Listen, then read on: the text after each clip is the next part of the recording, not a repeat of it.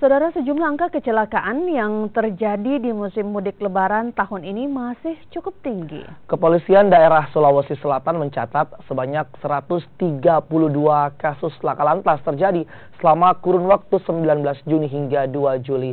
Kasus kecelakaan yang terjadi masih didominasi oleh kendaraan roda 2. Kasus laka lantas yang terjadi sepanjang mudik Ramadan tahun ini tercatat masih tinggi.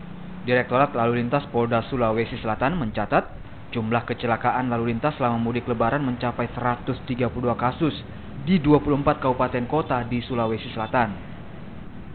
Laka lantas ini juga menyebabkan 28 korban meninggal dunia.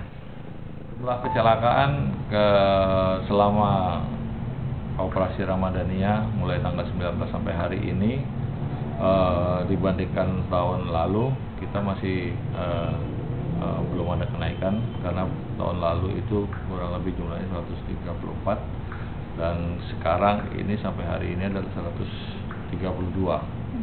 Nominasi yang terlibat kecelakaan itu dinominasi oleh kendaraan roda 2. Ini ya.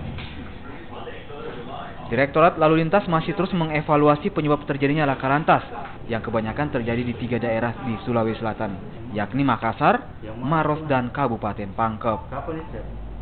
Oke, makasih banyak, Man. Nila Rustam, Kompas TV, Makassar. Saudara